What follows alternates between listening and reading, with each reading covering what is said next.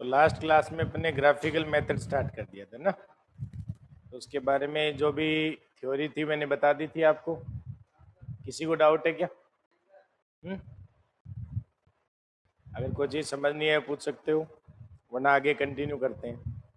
तो इस पे मैंने एग्जाम्पल करवाए थे एक दो आपको, अब बाकी एग्जाम्पल्स करते हैं। उसमें अपने ये देख लिया था कि भाई अगर सर अपने पास जब भी ग्राफिकल मेथड से किसी क्वेश्चन को सॉल्व करना है तो आप कब कर सकते हो? जब दो वेरिएबल में। अगर तीन या तीन से ज़्यादा वेरिएबल आ जाएंगे तो वहाँ आप ग्राफिकल मेथड नहीं लगा सकते, तो उसके लिए आगे फिर सिंप्लेक्स मेथड पढ़ना होता है। तो ग्राफिकल मेथड तभी लगा सकते हो जब दो वेरिएबल में क्वेश्चन दे रखा है, ठीक है। और फिर इसमें इसका जो सॉल्व करने का मेथड क्या रहता है वो मैंने बताया था। सबसे पहले अपन जो भी अपने प्रतिबंध होते हैं उनका ग्राफ बनाते हैं, यानी ग्राफ ड्रॉ करते हैं। फिर उनके जो असमीकाएँ हैं उनका जो क्षेत्र है वो प्लॉट करते हैं। फिर उनमें से उभयनिष्ठ क्षेत्र है वो निकालते हैं। अब अगर उभयनिष्ठ क्षेत्र है तब तो वहां पे सुसंगत क्षेत्र हल क्षेत्र मिल जाएगा। अगर नहीं है तो वहां सुसंगत हल क्षेत्र विद्यमान नहीं होगा। दो ही तो केस हो सकते हैं। अगर वो हो जाए तो वहां पे फिर सर वहां पे इष्टतम हल नहीं मिलेगा अपन को। अब अगर मान लो सुसंगत हल क्षेत्र आपको मिल गया है तो फिर वहां पे उसमें दो कंडीशन आ जाती हैं, या तो वो परिबद्ध होगा या अपरिबद्ध होगा। अगर परिबद्ध होगा तो वो बहुभुज टाइप का बनता है, ये भी देख लिया अपन ने। और परिबद्ध होगा तो उसमें या तो यूनिक सॉल्यूशन आएगा या इनफाइनाइट सॉल्यूशन आएंगे, दो ही केस आते हैं उसमें, ठीक है। क्योंकि यहाँ पे जो आपका हल है वो परिबद्ध होगा, यानी क्षेत्र अगर परिबद्ध है तो उसमें हल क्या होगा? हमेशा परिबद्ध होगा। लेकिन अगर क्षेत्र अपरिबद्ध है तो वहां हल परिबद्ध या अपरिबद्ध कुछ भी हो सकता है। इस पे मैं एग्जाम्पल आज करवाऊंगा आपको। पिछली क्लास में अपने इस पे एग्जाम्पल नहीं किया था, ठीक है। फिर वही बात है कि सर अगर हल क्षेत्र आ गया तो अपन जो कॉर्नर पॉइंट है उनको रख के देखते हैं, क्योंकि उस हल क्षेत्र में जितने भी आपके सॉल्यूशन है वो सारे क्या होते हैं? सुसंगत हल होते हैं।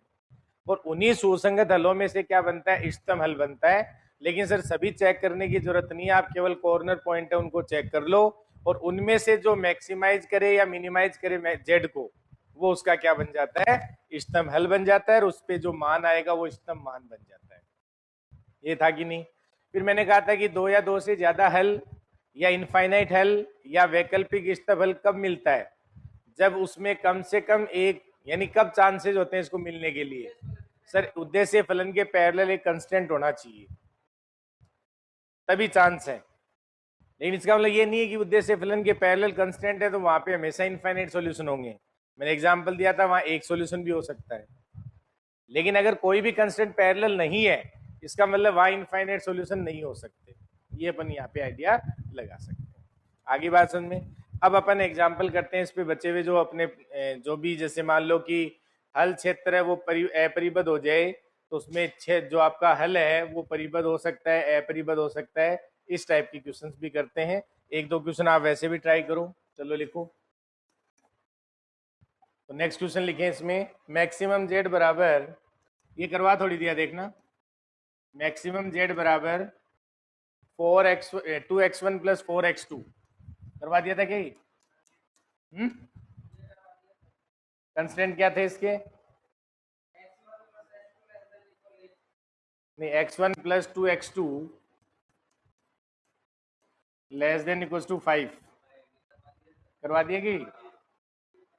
करवा दिया। दूसरा लिख लो, नेक्स्ट लिख लो। तो लिखे आप इसमें, नेक्स्ट लिखो, मैक्सिमम जेड बराबर, मैक्सिमम जेड बराबर 6x1 plus x2, 6x1 plus x2 such that, और इसमें जो कंस्टेंट है वो लिखें इसमें 2x1 plus x2, 2x1 plus x2 greater than equals to 3, greater than equals to 3, और x2 minus x1, x2 minus x1 is greater than equals to 0 कहने से। और साथ में वो है ही कि x1 और x2 क्या दे रखे हैं? ग्रेटर देन इक्वल्स टू 0, वरना तो ये एलपीपी नहीं बनेगा, है ना। अगर ये कंडीशन नहीं होगी तो ये एलपीपी नहीं बनेगा। इसको पहले आप इसका ग्राफ ड्रॉ करो और देखो कौन सा एरिया आ रहा है, फिर इसमें क्या क्या हल क्षेत्र वगैरह सब बताओ क्या क्या हो सकता है। बनाओ देखें। और लाइन ड्रॉ करना मैंने बताया हुआ है, एक बार आप x1 को 0 रखें, x2 का मान आ जाएगा, और x2 को 0 रखोगे तो x1 का मान आ जाएगा। फिर उनसे लाइन प्लॉट कर सकते हैं अपन। पता है सबको इस चीज का? बनाए इसमें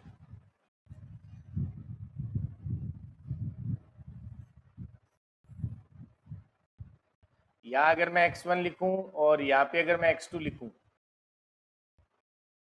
तो अपने पास यहाँ पे सर पहले 2x1 plus x2 equals to 3, ये प्लॉट करते हैं। तो अगर मैं x1 को 0 करता हूँ तो यहाँ से 0 कोमा, या फिर आगे लिख देते हैं, तो यहाँ से कौन कौन से पॉइंट आएंगे देखो। एक तो आ जाएगा सर x1 को आप 0 रखो तो x2 का वैल्यू 3 आ जाएगी, ठीक है। और अगर मैं यहाँ पे x2 को 0 रखता हूँ तो x1 की वैल्यू 3/2 आ जाएगी, तो सर 1.3/2 कोमा 0 हो जाएगा, ठीक है। ऐसे ही यहाँ से दूसरी लाइन है वो लिख लो आप, x1 बराबर x2, यही तो x1 बराबर x2 लाइन हो जाएगी, तो y बराबर x टाइप की लाइन ही तो है। तो ये लाइन तो आप डायरेक्ट प्लॉट कर सकते हो। कौन सी लाइन होगी सर? ये वाली लाइन बनेगी, ये वाली लाइन बनेगी, ठीक है। तो ये लाइन तो मैंने ड्रॉ कर दी वहां पे। अब आपको 0,3, तो 0,3 कहाँ होगा?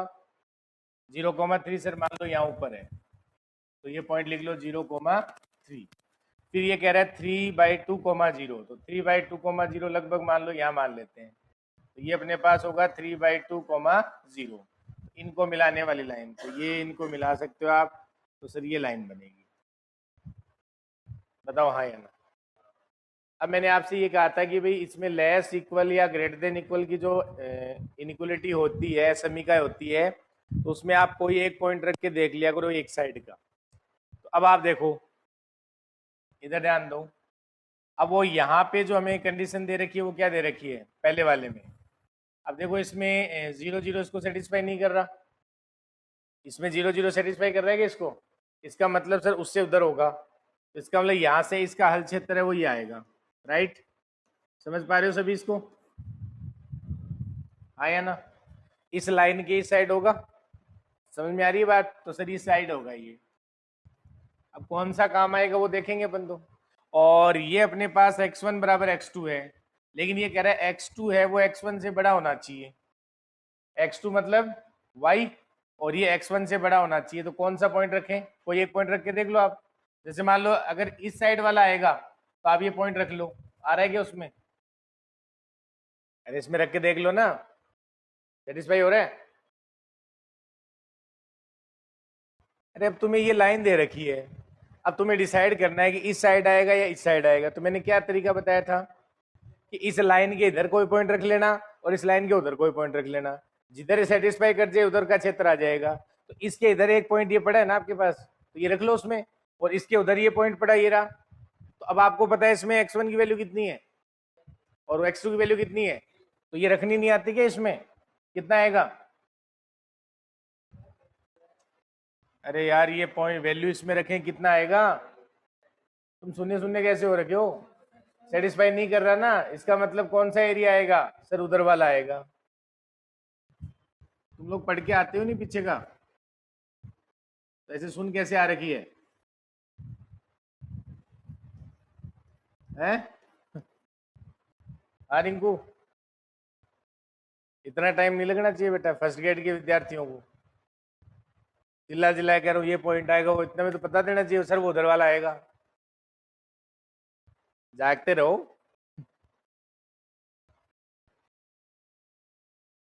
इस टाइम आते हो ना तो 5-6 चाय खींच के आया करो।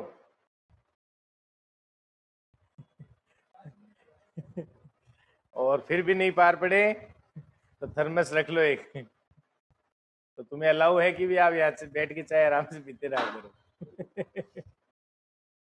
है ना? तो ये ऐसे अगर डिसाइड नहीं हो पाए ना तो आप पॉइंट रख लिया करो कोई भी एक, जो इधर पॉइंट आपके पास है, ठीक है। अब इसका मतलब कॉमन एरिया कौन सा आ रहा है? ऊपर वाला आ जाएगा, क्योंकि सर ये कॉमन नहीं है, ये भी कॉमन नहीं है, तो इसका मतलब कॉमन एरिया कौन सा है बताओ? सर यहाँ कॉमन एरिया ये हो जाएगा, देखो कॉमन एरिया ये होगा, यहां से लेके ये वाला, और इधर ये वाला, और सर यहाँ ये वाला, क्योंकि ये तो काम में नहीं आएगा अपने इधर तो, इसका मतलब सर यहाँ से इस साइड में ये हो जाएगा, बताओ हाँ या ना। तो ऐसे मान लो ऊपर एक्स एक्सिस चलता रहेगा और इस साइड से ये एरिया चलता रहेगा, ये वाला कौन सा एरिया आ गया बताओ। तो पहले तो ये बताओ सुसंगत हल क्षेत्र विद्यमान है कि नहीं है, विद्यमान है भाई, सुसंगत हल क्षेत्र मिल गया अपन को, क्योंकि सर कॉमन एरिया ये मिल गया आपको, तो ये हमारा सुसंगत हल क्षेत्र विद्यमान है सारा जो भी है। क्या ये बाउंडेड है, नहीं है, इसका मतलब सर ये जो हमारा सुसंगत हल क्षेत्र है ये अपरिबद्ध हल क्षेत्र है। कौन सा है, अपरिबद्ध हल क्षेत्र है। अब अपना काम है कि इसमें सर अब इसमें देखते हैं कि अपरिबद्ध हल क्षेत्र है तो हमें इसमें ऑप्टिमल सॉल्यूशन देखना है, इष्टतम हल देखना है, तो वो कहाँ देखते हो, कॉर्नर पॉइंट पे। तो यहाँ कॉर्नर पॉइंट कौन कौन से हैं बताओ, एक तो ये रहा, एक सर कॉर्नर पॉइंट ये रहा, दो ही तो कॉर्नर पॉइंट है, एक तो ये रहा एक ये रहा। अब आप एक बात बताओ, तो हमारे पास जो मैक्सिमम जेड है वो ये दे रखा है, तो ये पहले तो पॉइंट निकालो कौन सा आएगा, इनका इंटरसेक्ट पॉइंट निकाल लो कौन सा आएगा बताओ, इनका इंटरसेक्ट पॉइंट निकाले कौन सा आएगा। अरे इन दोनों लाइनों का इंटरसेक्ट पॉइंट निकाल सकते हैं ना, यहाँ x1 बराबर x2 है तो रख दो इसमें, तो यहाँ पे अगर आप x1 बराबर x2 रखें 3x1 बराबर 3 तो x1 बराबर 1 आ गया क्या, तो x1 बराबर 1 है तो x2 बराबर भी 1 होगा, तो कौन सा पॉइंट हो गया सर ये 1,1 पॉइंट, और ये कौन सा है 0,3। अब आप देखो इधर ध्यान दो, तो सर हमारे पास कॉर्नर पॉइंट तो दो ही आए, इसको आप नाम दे दो A और इसको आपने B नाम दे दिया मान लो, तो सर एक तो कॉर्नर पॉइंट आया 1,1 और एक कॉर्नर पॉइंट कौन सा आ गया बताओ, सर ये आ गया अपने पास 0,3, दो ही तो कॉर्नर पॉइंट आए ना। अब जब आप यहाँ 1,1 रखेंगे तो इसका मान कितना आएगा, मैक्सिमम जेड बराबर 7, तो सर इस केस में तो मान आ रहा है ना जेड का वो आ रहा है 7, और इस केस में जब आप 0,3 रखेंगे तो सर इसमें आ रहा है जेड बराबर 3, लेकिन क्या ये मैक्सिमम मान है क्या। अब इस हल क्षेत्र पे आगे आप पॉइंट बढ़ाते जाओगे तो सर इसका मान तो बढ़ता जाएगा, इसका मतलब सर यहाँ पे हल क्षेत्र है वो अपरिबद्ध है और आपका हल भी अपरिबद्ध है, क्योंकि आप देख लो इधर ये मान बढ़ाते जाओ और इसका मान बढ़ता जाएगा। बताओ बात समझ में आई कि नहीं, आप देख लो इसमें x2 का मान भी आप 0,3 ले, जरूरी थोड़ी है आप 0,4 ले लो 0,5 ले लो, कहीं तक भी जा सकते हैं, इनफाइनाइट तक जाएगा। तो इस केस में आपके पास इष्टतम हल नहीं मिलेगा, जबकि विद्यमान तो है यहाँ पे अपने पास है वो इष्टतम हल। अब क्या है सर अपरिबद्ध है, तो आपको इष्टतम मान का नहीं पता यहाँ पे क्या मिलेगा, क्योंकि हमेशा बढ़ता जाएगा। तो इस टाइप का क्वेश्चन जब आएगा तो वो आपसे फिर ऑप्शन क्या पूछेगा, इसका हल है वो अपरिबद्ध है, इसका हल क्षेत्र अपरिबद्ध है, इस टाइप के ऑप्शन बना देगा, इनफाइनाइट हल है जो भी है। बात समझ में आई कि नहीं आई, है ना, तो ये ध्यान रखना है। तो यहां से आप क्या कंक्लूजन निकला, सर यहाँ पे हल क्षेत्र अपरिबद्ध, हल क्षेत्र क्या है अपरिबद्ध है, और सर यहाँ पे हल है वो भी क्या है अपरिबद्ध, तो हल है वो भी क्या आ जाएगा अपरिबद्ध, तो ये लिख लो इसमें हल भी क्या लिख लो अपरिबद्ध आ जाएगा। तो यहाँ पे अपन वैल्यू फाइंड आउट नहीं कर पाए कि मैक्सिमम जेड कितना होगा, क्योंकि सर हर वैल्यू आप मान बढ़ाते जाओ इसका मान यहाँ पे बढ़ता जाएगा। तो ये कौन सा केस हो गया सर, यहाँ पे हल जो है हल क्षेत्र है वो भी अपरिबद्ध है और आपका हल है वो भी अपरिबद्ध है, लिख लेंगे।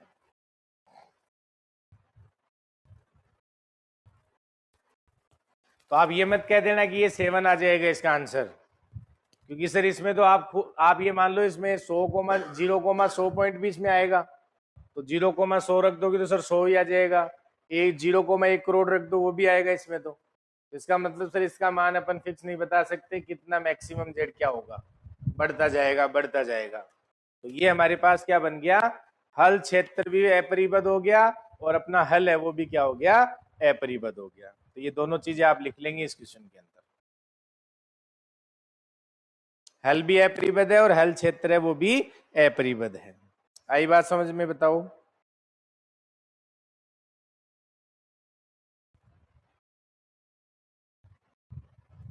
लेकिन अगर मैं इसी में मैक्सिमम जेड किया है मैंने, अगर मैं मिनिमम जेड कर दूं यहां तो मिनिमम जेड भी कर सकते हैं अपन। तो मिनिमम जेड करेंगे तो क्या आ जाएगा सर, इसके कॉर्नर पॉइंट चेक कर लो। तो कॉर्नर पॉइंट पे ये 1,1 पे क्या आ रहा है, 1,1 पे 7 आ रहा है, लेकिन 0,3 पे क्या आ रहा है, 3 आ रहा है। तो सर मिनिमम मान तो 3 मिल जाएगा इसका, है?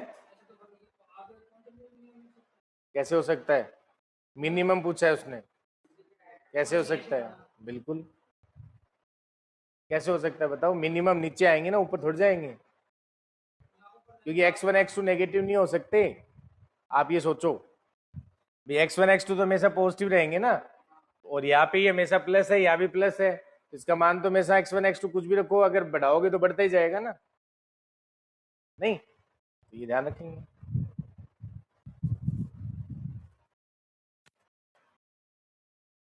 लिख लो, पहले इसको लिखो।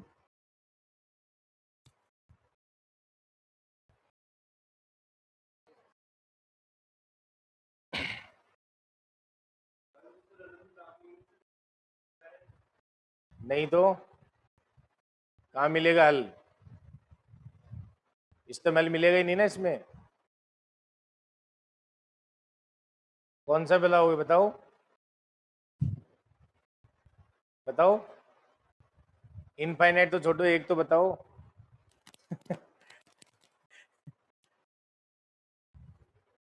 नहीं मिलेगा बेटा, कहाँ मिल रहा है, आप जो रखोगे उससे बड़ा मान फिर मिल जाएगा। भैया आपको पता है, आप जो भी नंबर रखोगे उससे बड़ा नंबर हमेशा एग्जिस्ट करता है, तो आप इसको मैक्सिमाइज करते ही जाओगे हमेशा।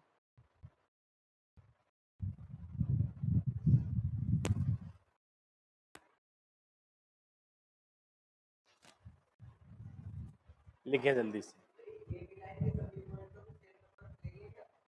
कौन से में, कौन सी लाइन में?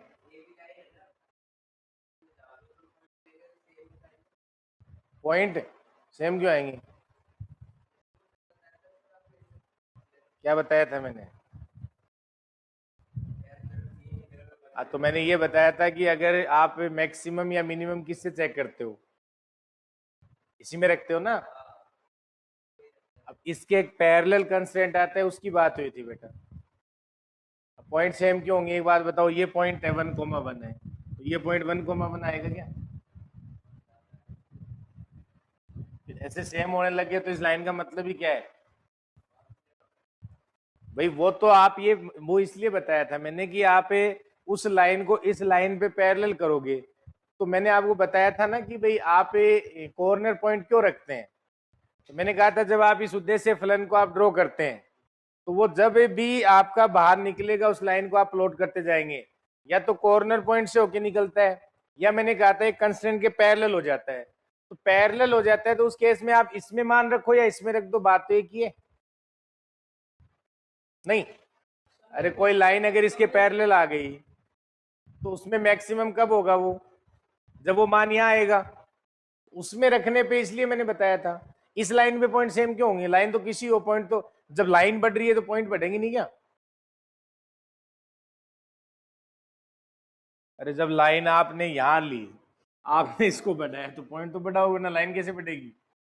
x1 या x2 को चेंज तो करोगे तभी तो लाइन बढ़ेगी। हाँ, तो लाइन पे बिंदु सेम नहीं होते बेटा। और उस पे मैंने ये बताया था कि उनके कॉर्नर पॉइंट पे, अगर दो कॉर्नर पॉइंट पे मान सेम आता है तो उस लाइन पे जितने भी पॉइंट होंगे उन पे सब पे मान सेम आएगा, उन पॉइंटों पे मान सेम आएगा। मैंने ये बताया पॉइंट सेम कैसे हो सकते हैं, आई बात समझ में? हाँ, तो अब इसी प्रॉब्लम को आप मिनिमम जेड कर दोगे तो यहाँ पे इसके पास यूनिक सॉल्यूशन आ जाएगा, और इसका जो इष्टतम मान है वो क्या हो जाएगा, 3 हो जाएगा, और इष्टतम हल क्या हो जाएगा, 0,3 हो जाएगा। इसका मतलब सर ये ऐसा एग्जाम्पल हो गया, इसी से आपने दो एग्जाम्पल बना लिए, क्या कि अपरिबद्ध हल क्षेत्र था तो उसके पास अपरिबद्ध हल हो सकता है, और दूसरा एग्जाम्पल क्या हो जाएगा, अपरिबद्ध हल क्षेत्र है लेकिन जो आपका हल है वो परिबद्ध हो जाएगा। मतलब मैं ये कहना चाह रहा हूं कि अगर इसी क्वेश्चन को मैं ऐसे लिख देता, देखो मिनिमम जेड बराबर क्या था क्वेश्चन, बोलो क्वेश्चन क्या था अपने पास, 6x1 प्लस x2, तो ये हो जाएगा 6x1 प्लस x2, ये लिख सकते हैं, और यहाँ पे कंस्टेंट लगा दें सच दैट, और यहाँ अपने पास क्या है 2x1 plus x2, 2x1 plus x2 is greater than equal to 3। और क्या कह रहा है यहाँ पे सर, यहाँ से x2 माइनस x1, तो ये आ जाएगा अपने पास x2 minus x1 is greater than equal to 0, और साथ में x1 x2 is greater than equal to 0। तो इस केस में अब वो डायग्राम तो यही बनेगा, दोबारा बनाने की जरूरत नहीं है, सेम ही बनेगा इसमें। लेकिन सर इस केस में आपके पास जो हल क्षेत्र है वो जो आया वो अपरिबद्ध है। इसमें जो क्षेत्र है वो क्या है, अपरिबद्ध है। क्षेत्र क्या रहेगा, अपरिबद्ध, क्योंकि जो पीछे बना हुआ है वही सेम बन जाएगा। लेकिन सर हल जो है ना इसमें वो परिबद्ध आ जाएगा। हल क्या आ जाएगा इसमें, परिबद्ध। और क्या आएगा वो भी देख लो सर, इसमें इसका जो हल है वो आ जाएगा, यानी जो इष्टतम हल है वो क्या हो जाएगा, बोलो। इष्टतम हल है वो जाएगा इसका 3 कैसे होगा, 0,3। और मान है वो क्या हो जाएगा, तो इष्टतम मान क्या होगा, वो 3 हो जाएगा। ये है। और यूनिक सॉल्यूशन होगा इस केस में, क्या होगा, अद्वितीय हल या यूनिक सॉल्यूशन। क्या होगा, अद्वितीय हल या यूनिक सॉल्यूशन। इसका मतलब, कहने का मतलब ये है कि सर एलपीपी के पास अपरिबद्ध हल है, तो उसका अपरिबद्ध हल क्षेत्र है, तो उसका हल जो है वो क्या होगा हमेशा, या तो क्या होगा, परिबद्ध हो सकता है या अपरिबद्ध हो सकता है। ये बात तो समझ में आ गई ना सबको। अगर मैं आपसे कहता हूं कि हल अपरिबद्ध है, हल अगर अपरिबद्ध है तो क्षेत्र को हमेशा क्या होना पड़ेगा, अपरिबद्ध होना पड़ेगा। अगर हल अपरिबद्ध है तो क्षेत्र को हमेशा क्या होना पड़ेगा, अपरिबद्ध होना पड़ेगा। लेकिन क्षेत्र अपरिबद्ध है तो हल सर अपरिबद्ध भी हो सकता है, परिबद्ध भी हो सकता है। और जब क्षेत्र परिबद्ध था तो हल हमेशा परिबद्ध होगा। ये बता दिया था मैंने, जब क्षेत्र परिबद्ध है तो हल हमेशा क्या होगा, परिबद्ध होगा। ये नोट लिख लेंगे जो मैं बोला अभी।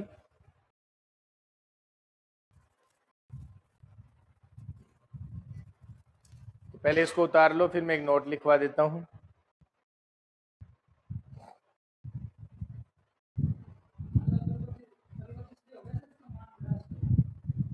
अभी इसका मान हमेशा बढ़ता जाएगा, इसका मतलब क्षेत्र परिबद्ध कैसे हो सकता है इसमें। हाँ हाँ, तो मिनिमम मान यही होगा ना इसका, बिल्कुल। हल परिबद्ध हो रहा है इसमें, ध्यान रखेंगे, जबकि क्षेत्र तो है परिबद्ध ही है इसमें। तो मतलब ऐसी सिचुएशन आ गई ना, तो वही मैंने बताया था आपको। अब देखो इसमें एक नोट लिख सकते हो, ये लिख लिया क्या सबने, एक नोट लिख लो। नोट लिखे सभी एक। यदि देखो सभी, यदि एलपीपी के पास, यदि एलपीपी के पास अपरिबद्ध हल विद्यमान है, यदि एलपीपी के पास, यदि एलपीपी के पास हल अपरिबद्ध या अपरिबद्ध हल विद्यमान है, अपरिबद्ध हल विद्यमान है, यदि एलपीपी के पास अपरिबद्ध हल विद्यमान है तो हल क्षेत्र अपरिबद्ध होगा, तो हल क्षेत्र अपरिबद्ध होगा, तो हल क्षेत्र अपरिबद्ध होगा, तो हल क्षेत्र अपरिबद्ध होगा। परंतु इसका विलोम सत्य होना आवश्यक नहीं है, परंतु इसका विलोम सत्य होना आवश्यक नहीं है। ठीक है। दूसरी में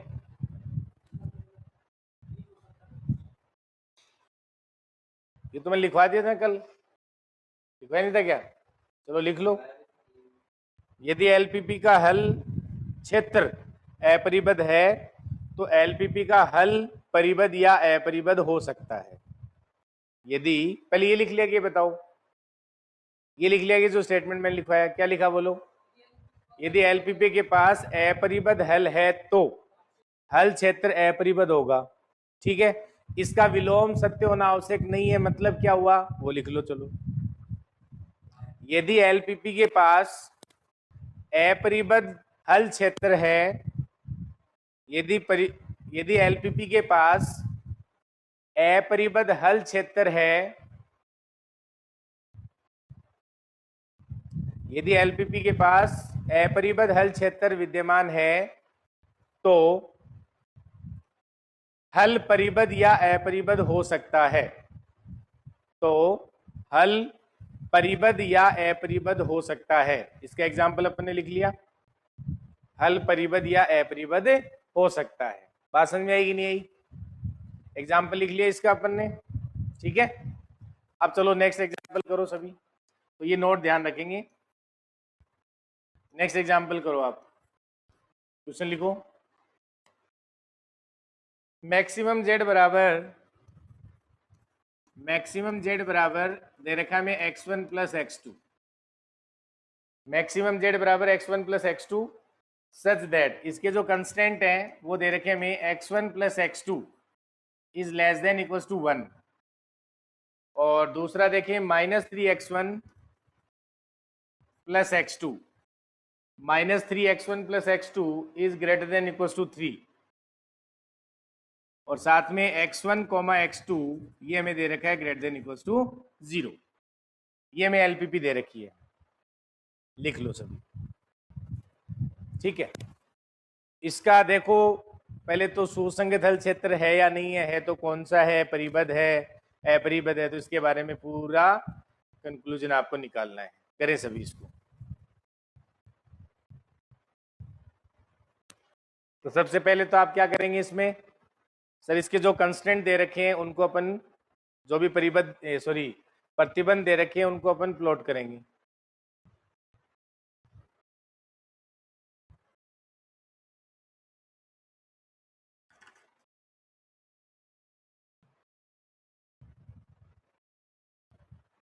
तो देखो इसमें लाइन क्या है सर, एक तो x1 प्लस x2 और बराबर 1 दे रखा है, और -3x1 प्लस x2 और इक्वल्स टू 3 दे रखा है, ठीक है।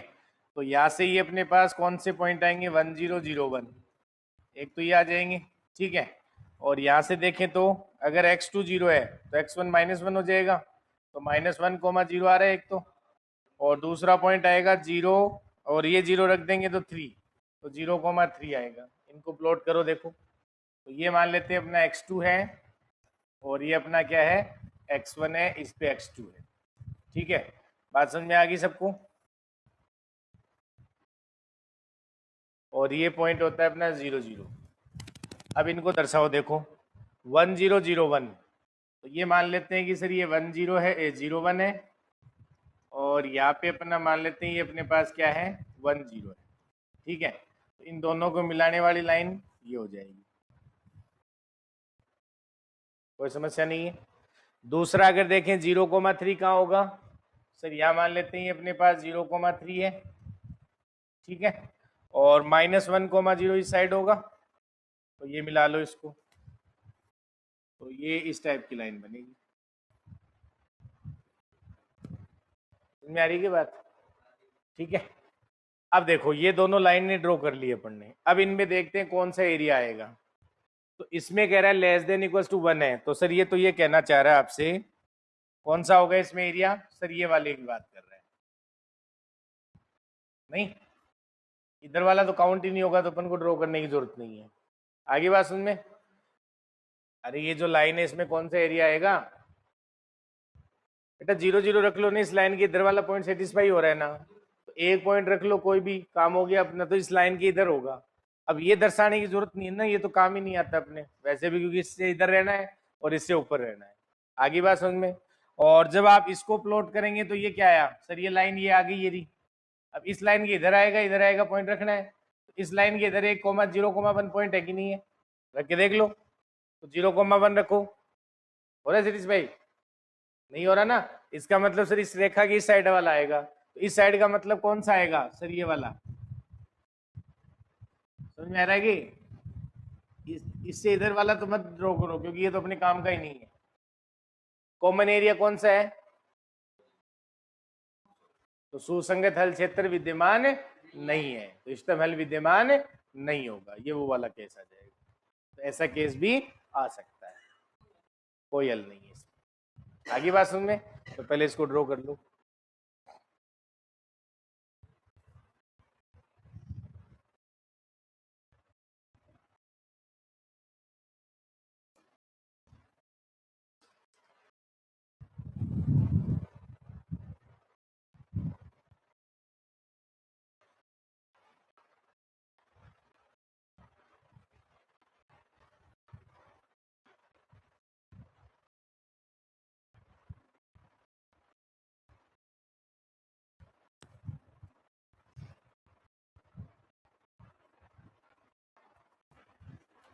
तो ये इस साइड वाले की बात कर रहे हैं।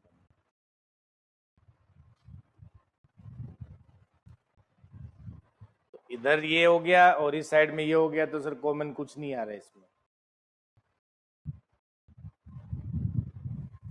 तो क्या क्या सिचुएशन आएगी लिख लो आप।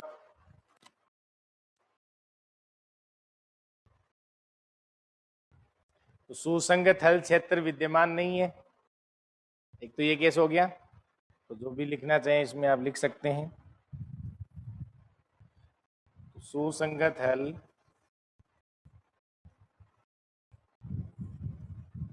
क्षेत्र विद्यमान नहीं है।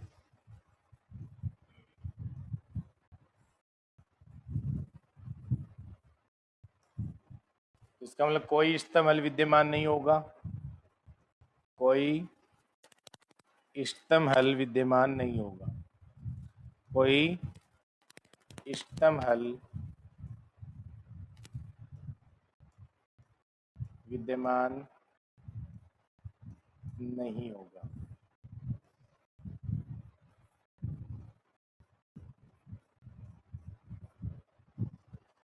तो no feasible region, no feasible region और नो फिजिबल सॉल्यूशन और नो ऑप्टिमल सॉल्यूशन, सारी चीजें आ जाएंगी।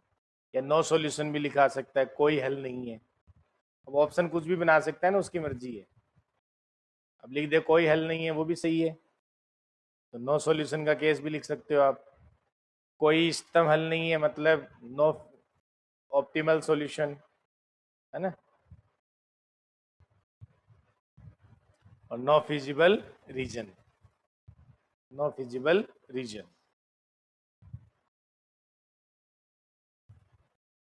लिख लो इसको। है परिबद्ध,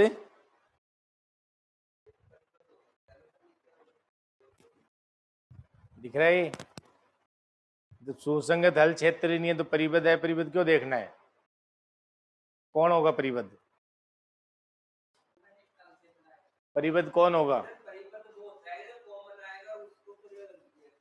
बेटा? परिबद्ध वो होता है जो सुसंगत हल क्षेत्र, उसी को तो देखोगे परिबद्ध। परिबद्ध क्या होता है? परिबद्ध अपन ये थोड़ी देख रहे हैं, अपन यहाँ पे परिबद्ध की डेफिनेशन नहीं लिख रहे हैं अपन। जो अपना सुसंगत हल क्षेत्र आएगा वो परिबद्ध है या अपरिबद्ध है, वो देखना है। तो परिबद्ध मतलब बाउंड्री होंगी उसकी चारों तरफ, बंद होगा चारों तरफ से। अब आप कह रहे हो सर ये परिबद्ध, बिल्कुल ये परिबद्ध है, लेकिन क्या परिबद्ध है बताओ भाई? आपने कहा ये परिबद्ध है, तो क्या परिबद्ध है? किसको परिबद्ध बता रहे हो आप? क्या है ये बोलो। आपने कहा कि सर ये परिबद्ध है, तो क्या परिबद्ध है? मैं वही पूछ रहा हूँ। आपने कहा ये परिबद्ध है, ये मतलब ये कौन? त्रिभुज कौन है बेटा? सुसंगत हल क्षेत्र आता है ना, वो परिबद्ध है या अपरिबद्ध है, ये लिखवाया मैंने। दोबारा देखो वीडियो, मैंने यूट्यूब पे डाल रखा है ना। क्लास में नहीं थे ना? तो वही असर है। तो लेकिन जब अपना साथी साथ में रह रहा हो उसका फायदा उठाना चाहिए। मतलब कुल मिला के बात यह है कि अगर सुसंगत हल क्षेत्र आता है देन आपको परिबद्ध अपरिबद्ध देखना है। अब यहाँ सुसंगत हल क्षेत्र ही नहीं है तो आप परिबद्ध अपरिबद्ध किसको देखोगे?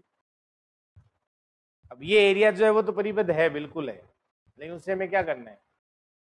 एरिया तो परिबद्ध होता ही है जिसके बाउंड्री हो चारों तरफ, और जिसके बाउंड्री एक तरफ से खुली है, प्लॉट ही मान लो ना। अगर तीन तरफ बाउंड्री कर दी, एक तरफ से खुला है तो वह परिबद्ध रहेगा, और चारों तरफ बाउंड्री कर दो वो परिबद्ध हो जाएगा। ठीक है, हाँ। ये बात समझ में आ गई क्या सबको? अब एक एग्जाम्पल और लिखो, चलो करो। इसलिए मैंने जितने भी आपको केस जो लिखवाए थे ना, सब पे एक एक एग्जाम्पल दे दिया है कि कौन से किस तरीके से अपन, जैसे लिखे आप एक क्वेश्चन लिखें।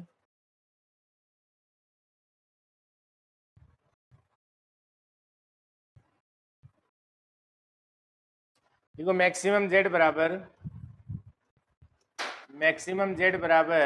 2x1 plus x2, maximum z बराबर 2x1 plus x2 such that x1 plus x2 is less than equals to 1, और दूसरा कंस्टेंट है x1 is less than equals to 3, और x1 x2 है वो क्या दे रखे हैं हमें, ग्रेटर देन इक्वल्स टू 0 दे रखे हैं। इसको प्लॉट करें, बताएं क्या है।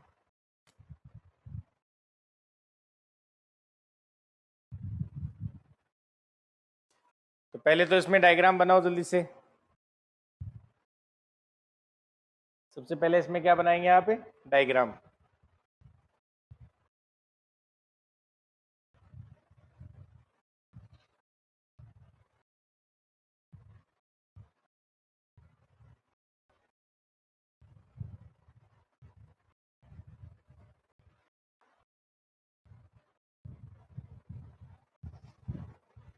अब ग्राफिकल पे आपको जो सीट मिलेगी उसमें काफी सारे क्वेश्चन है, उनको आप करोगे, आपकी प्रैक्टिस हो जाएगी।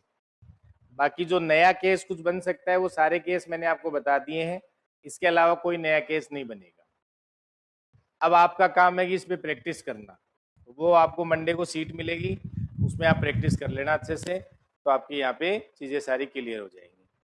ठीक है, अब इसमें प्लॉट कर लिया कि आप लोगों ने, क्या आ रहा है बताओ। देखो ये x1 है और ये x2 है और ये 0,0 है। सर इस साइड बनाना है हमें, जो भी एरिया आएगा। देखो x1 प्लस x2 बराबर 1, तो ये लाइन तो अपन ड्रॉ कर सकते हैं सर। 1 0 0 1 पॉइंट आएंगे इसमें, कौन से, 1 0 और 0 1। तो ये अपन यहाँ पे मान लो ये अपना 1 0 है और ये मान लिया अपन ने 0 1 है, तो इनको मिला दो तो सर ये लाइन आ जाएगी। ठीक है, ये लाइन हो जाएगी, और ये पॉइंट हो गया अपना 1 0 और सर ये हो गया अपना 0 1। अब ये कह रहा है कि ये कौन सी लाइन है, x1 बराबर 3, कौन सी लाइन है, x1 बराबर 3, तो x1 बराबर 3 लाइन मान लो यहाँ पे हो जाएगी, तो सर ये लाइन हो जाएगी। ये बताई हुई है मेरी लाइन ड्रॉ करना, ये लाइन ड्रॉ करनी बताई हुई है ना। अब सर यहाँ से देखो सब में लेस देन का साइन है, तो 0 है वो इसको भी सेटिस्फाई कर रहा है, इसको भी, यानी इस साइड होगा। तो सर एक तो ये होगा यहाँ से, और एक होगा ये वाला, ये पूरा ही आएगा इस साइड में जो भी है या ना। तो इसमें पूरे में ये पूरा आएगा, और ये तो कॉमन कौन सा आया, यही हो गया कॉमन। कॉमन ये हुआ कि नहीं हुआ, इसका मतलब सर यहाँ से कॉमन एरिया क्या आ रहा है, सर कॉमन एरिया तो इसका ये आ रहा है, एक तो ये,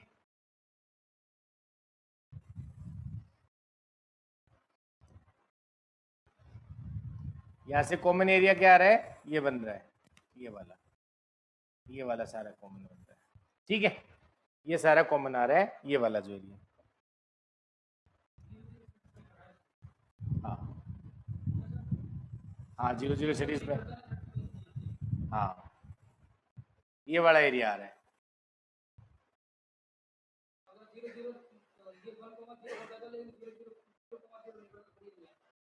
कौन सा वाला, क्यों,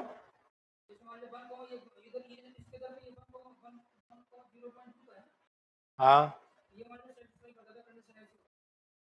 किसको, तो कर ही रहा है सेटिस्फाई। नहीं नहीं, इस साइड वाला करता देन इस वाला नहीं करता, दोनों साइड नहीं हो सकता कभी भी। लाइन के एक साइड का एरिया आएगा, चाहे इधर वाला है इधर वाला है। अब यहाँ आप कितने भी पॉइंट रख लो इधर, सब सेटिस्फाई करेंगे उसको, जो आपकी मर्जी है रख के देख लो। भाई वाई तो आप रख ही नहीं सकते ना, x1 x ही तो रख सकते हो। तो अब आप बताओ इससे इधर x लोगे तो वो इससे 3 से छोटा ही होगा। वाई तो आप रख ही नहीं सकते, वाई का टर्म ही नहीं उसमें।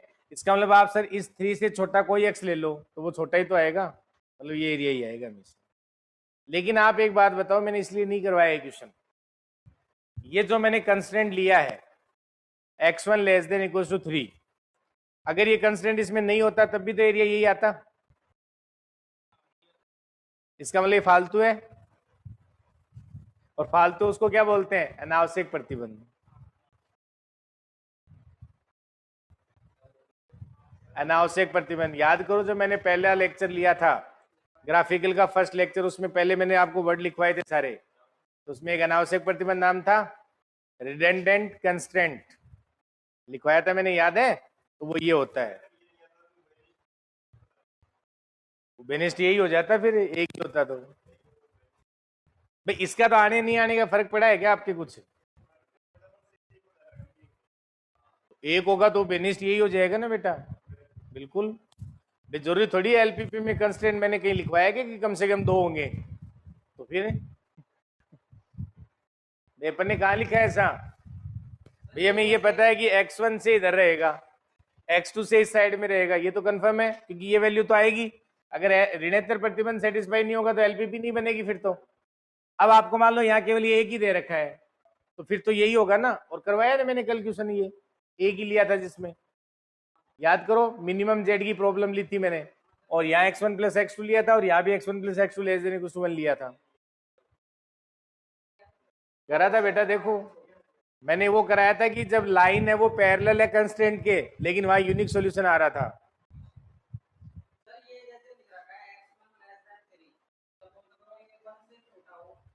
कौन सा?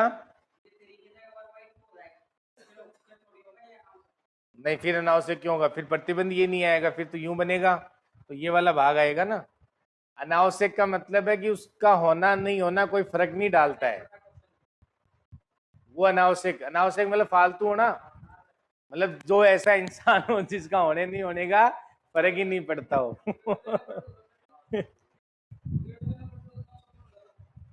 हाँ बिल्कुल, वो तो फिर केस अलग आ जाता ना। तो ये कई बार आ जाता है कि इनमें से अनावश्यक प्रतिबंध कौन सा है। तो अनावश्यक प्रतिबंध वो होगा कि सर अगर ये नहीं होता ना तो भी हमारा हल क्षेत्र ही आ जाता। ठीक है। मनोज हंसी कैसे आ रही है तेरे को? तो ये कौन सा प्रतिबंध है? अनावश्यक प्रतिबंध है, अनावश्यक प्रतिबंध। तो ये लो सारे केस मैंने बता दिए जो भी अब तक आए हुए, अनावश्यक प्रतिबंध। ठीक है, लिख लो जल्दी से।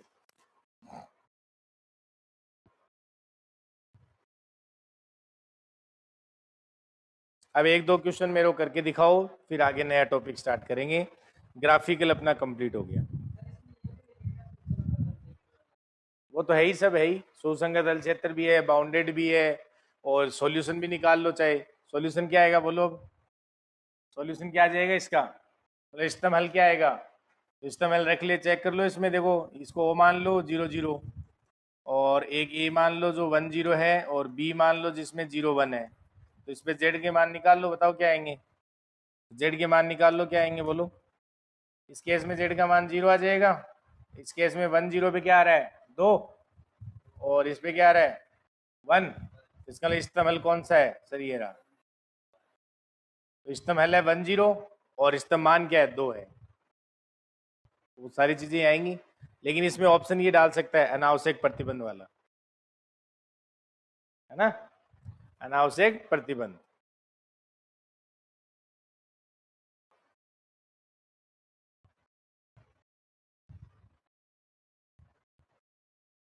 इसमें x1 less than equal to 3 जो प्रतिबंध था, ये क्या है? अनावश्यक प्रतिबंध है। क्या है? अनावश्यक प्रतिबंध। ये लिख लो आप लोग।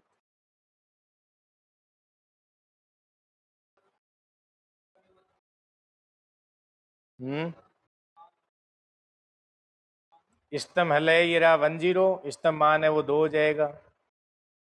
सुसंगत हल क्षेत्र है, सब है, परिबद्ध भी है, बहुभुज भी है, जो जो आप कहना चाहो सब है? त्रिभुज बहुभुज नहीं होता है क्या? लेकिन हमेशा त्रिभुज नहीं बनता है ना। यहाँ तो ये त्रिभुज बन गया, लेकिन हमेशा त्रिभुज बने जरूरी नहीं है ना, इसीलिए तो बहुभुज बोला जाता है। सम बहुभुज नहीं होता है, लेकिन ध्यान रखना सारी भुजाएं समान हो जरूरी नहीं है। नहीं नहीं, ये भी जरूरी नहीं है, कुछ भी हो सकता है, इसीलिए बहुभुज बोला जाता है। ये सारी भुजाएं समान भी हो जाए, क्या समस्या है? ठीक है, लिख लिया बेटा, लिख लिया। चलो दो एक एग्जाम्पल देता हूँ, करो जल्दी से सोल्व। अब सारे केस जो मैंने लिखा है सब आगे कि नहीं आगे बताओ? हर पे एग्जाम्पल आ गया, अनावश्यक प्रतिबंध आ गया, हल क्षेत्र अगर मान लो अपरिबद्ध है तो वहां पे हल है वो परिबद्ध हो सकता है, अपरिबद्ध हो सकता है, ये भी हमने देख लिया। सारे एग्जाम्पल अपने देख लिए, जो भी टाइप अपने लिए, इससे ज्यादा कोई ऑप्शन आपसे नहीं पूछा जाएगा। अब आपका क्वेश्चन गलत अगर होगा तो फिर इसका मतलब आपको डायग्राम बनाना नहीं आ रहा है और इसमें कोई रीजन नहीं होगा, उसमें कैलकुलेशन में आप गलती कर दोगे तो एक अलग बात है, बाकी इस क्वेश्चन को आप आराम से कर सकते, कोई समस्या नहीं आएगी। ठीक है, चलो एग्जाम्पल कर लो एक दो प्रैक्टिस के लिए। लिखो, क्वेश्चन लिखो और सभी फाइंड आउट करो। देखिए मैक्सिमम जेड बराबर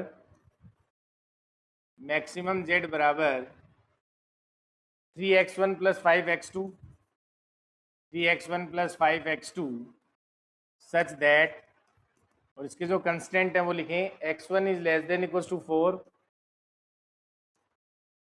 x2 is less than equal to 6 और 3x1 plus 2x2, 3x1 plus 2x2 less than equal to 16 और x1 comma x2 is greater than equal to 0। अब जरूरी नहीं है दो ही कंस्टेंट आए, कंस्टेंट कितने भी आ सकते हैं, है ना। कंस्टेंट 3 भी हो सकते हैं, 4 भी हो सकते हैं, उसकी मर्जी है। इसमें बताओ सॉल्यूशन, इष्टतम हल, इष्टतम मान, सारी चीजें फाइंड आउट करो, कौन सा रीजन आएगा सब बताओ जल्दी से।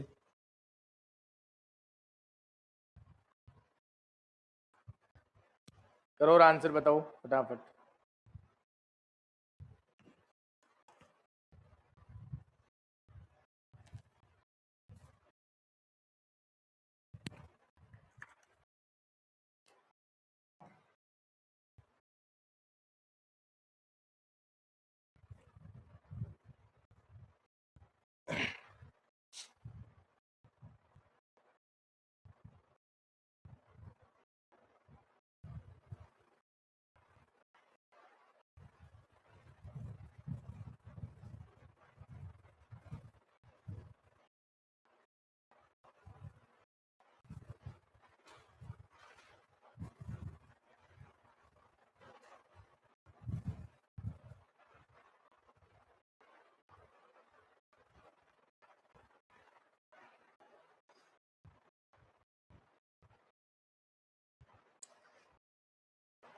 इधर देख के मत बनाओ, खुद खुद का बनाओ,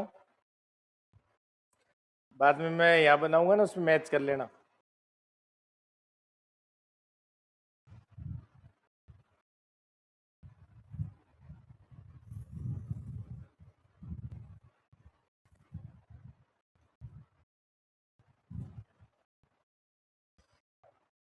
एक तो x1 बराबर 4 लाइन है, एक x2 बराबर 6 लाइन है, और यहां से देखे तो 3x1 प्लस 2x2 और बराबर 16, तो पॉइंट निकाल लो। आप x2 को 0 रखोगे तो x1 कितना आएगा, 16/3 कॉमा 0, और जब आप x1 को 0 रखेंगे तो ये आ जाएगा 8, तो 0,8 हो जाएगा। तो सर इसका मतलब एक तो पॉइंट आ रहा है 0,8, तो पहले तो एक काम कर ले यहाँ पे, x1 बराबर 4, तो एक तो ये मान लो 4 है, ठीक है, और इधर x1 बराबर 6, यानी एक तो ये लाइन आने वाली है, और सर एक ये लाइन आनी है इस तरीके से। तो ये मान लेते हैं कि x1 बराबर मेरी 4 लाइन है और ये मेरी लाइन है x2 बराबर 6 लाइन है, ठीक है, ये कंफर्म है। और एक लाइन आएगी सर यहाँ से 16/3 का मतलब कितना हो गया, लगभग 5 थी 15, तो सर इसका मतलब इससे तो नीचे रहेगी, है ना, इससे तो नीचे रहेगी, ये जो पॉइंट, सॉरी ये पॉइंट तो इधर होगा, तो 0,8 यानी सर ये तो ऊपर जाएगा, तो इसको तो आप ऊपर बना दो थोड़ा सा, ऐसे लिख लो इसको, तो ये आ जाएगा सर यूँ आएगा लगभग, ये इधर x2 है, तो यहाँ मान लेते हैं पॉइंट, ठीक है, और ये जो पॉइंट होगा वो लगभग अपना यहाँ होगा ना, यहाँ, तो ये ऐसे बनेगा, देखो चलो इधर मान लेते हैं, ये जो पॉइंट है, ये वाला पॉइंट,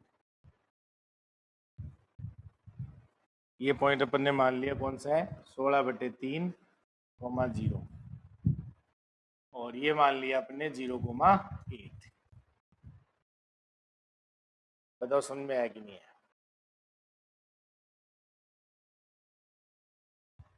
तो इसके कॉर्नर पॉइंट ही आ जाएंगे।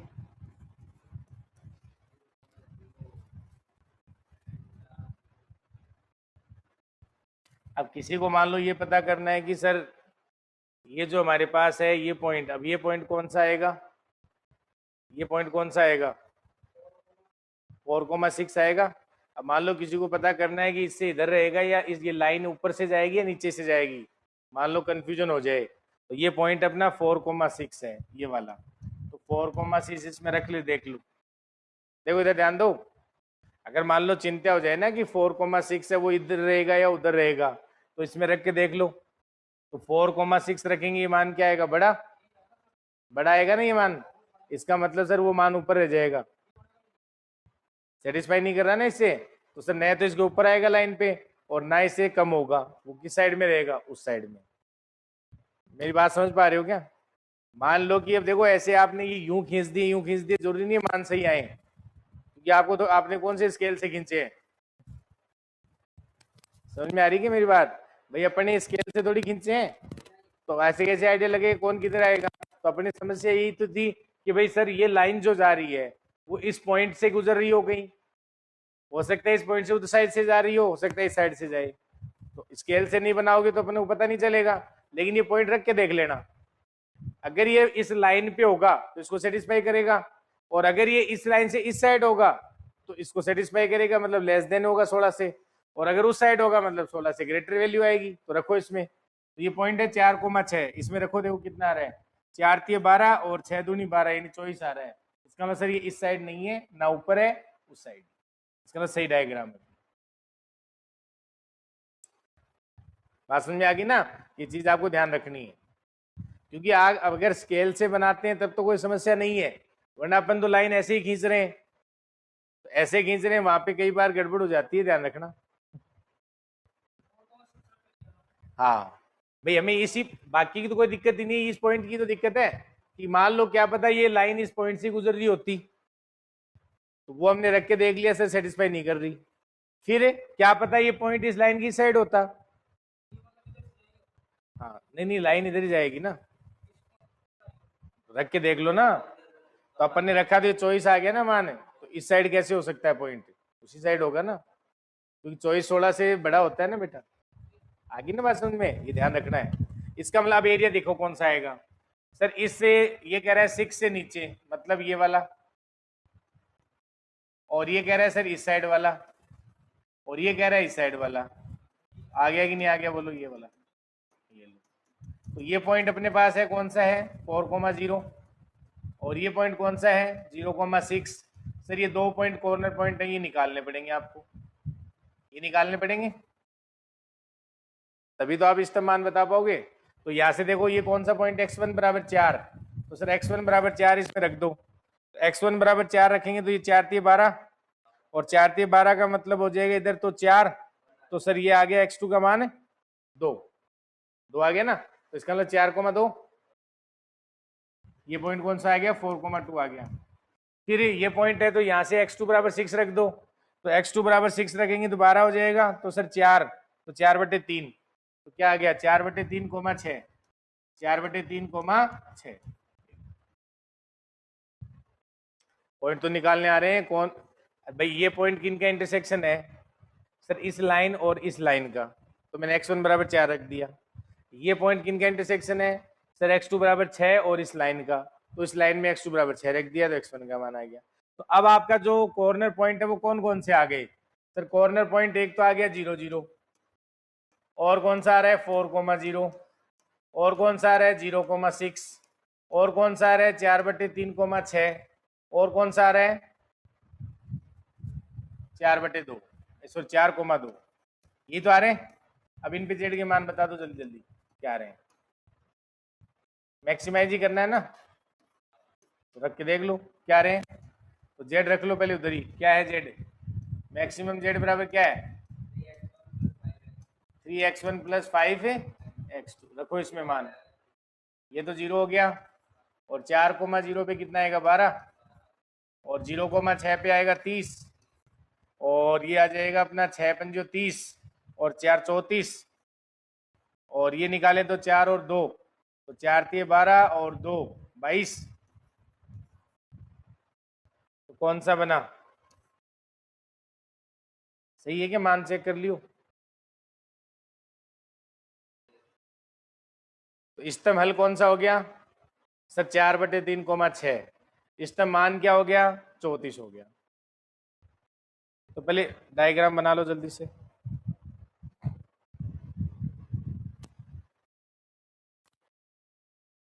आगे बात समझ में सबको? लिखें सभी। चलो एक क्वेश्चन और कर लो, फिर अपना ग्राफिकल है वो कंप्लीट हो गया। तो कुल मिला के अब ग्राफिकल पे आपको केवल प्रैक्टिस करनी है, और जितनी प्रैक्टिस करोगे उतना ही अच्छा रहेगा। जब आप स्केल से नहीं बनाते हैं तो पॉइंटों को रख के देखें कि लाइन इधर जाएगी उधर जाएगी, ये सारी चीजें मैच करनी है आपको पहले, या फिर वही स्केल से बना लेना। लिख लिया क्या सबने? जल्दी बनाओ तो बेटा तूने बनाया नहीं था ग्राफ इसका खुद से? तो रफ में बनाया, घर पे बना लेना, फिर में क्यों परेशान हो रहा है? रफ में सही बना था क्या? पॉइंटों में दिक्कत आ गई। एग्जाम में अभी तक क्वेश्चन आए उनमें 2 ही आते हैं आपके लगभग में, लेकिन आप प्रैक्टिस करो 3 पे 4 पे, जितने भी आ जाएं। चलो एक क्वेश्चन और करके दिखाओ तो फिर।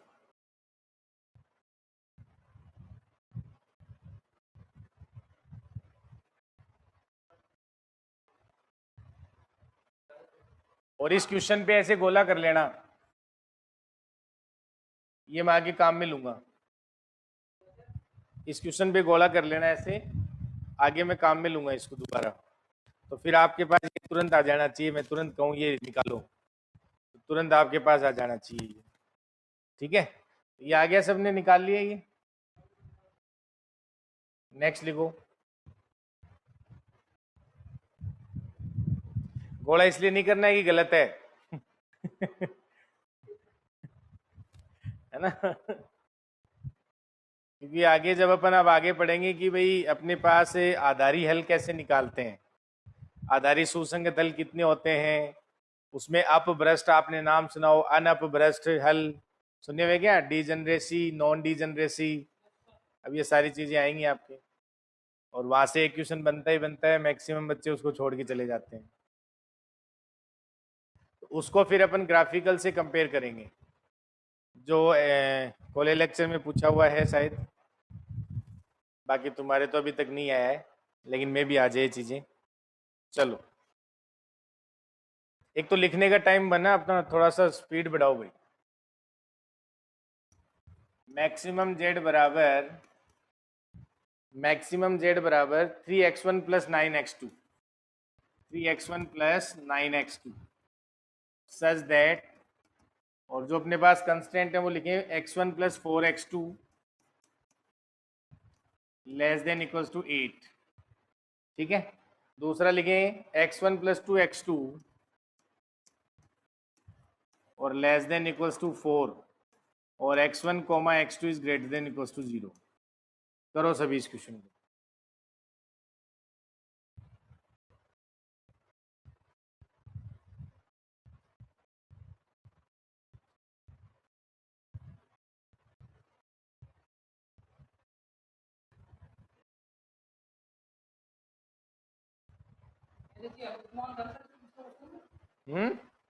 हाँ, बनाओ इसको जल्दी से। क्या आएगा इसमें बताओ जल्दी जल्दी। सर x1 प्लस 4x2 बराबर आ जाएगा 8।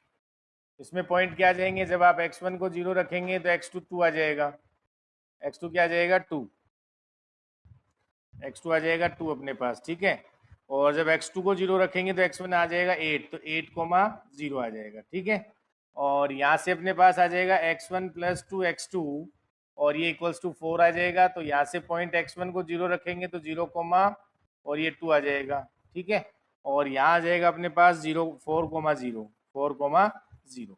इसको आप लोड कर सकते हैं, तो ये अपने पास x2 हो जाएगा इधर, और ये अपने पास इस पे x1 हो जाएगा और ये x2 मान लो, ठीक है। तो यहाँ से अपने पास 0,2, तो 0,2 तो दोनों में कॉमन है, तो यहाँ मान लेते हैं सर ये 0,2 है। तो एक तो आएगा 0,4 यानी 4,0, तो सर एक लाइन तो यूं जाएगी और एक लाइन यूं मान लो, ठीक है। इधर तो कैसे जा रही है मैं उससे मतलब नहीं है। तो ये कौन सा पॉइंट मान लिया मैंने, मान लो लगभग 4,0 और ये अपना 8,0। तो कौन सा आएगा हल क्षेत्र बताओ। लेस की बात हो रही है, तो सर इधर इस साइड वाला ये और इस साइड वाला, तो सर इसका मतलब कॉमन एरिया ये हो जाएगा। तो कौन सा आ जाएगा सर, ये आ जाएगा, ठीक है। तो एक तो ये पॉइंट हो गया इसमें, एक ये पॉइंट कौन सा हो गया 0,2 और ये हो गया अपना 0,0। तो आप चेक कर लो 0,0, 4,0 और 0,2 पे मान निकाल लोगे, कर लोगे अब तो, ठीक है, लिख लो इसको। तो ये था अपना ग्राफिकल मेथड। हाँ बिल्कुल बिल्कुल, अनावश्यक हो गया ना ये वाला, जरूरत ही नहीं थी इसकी।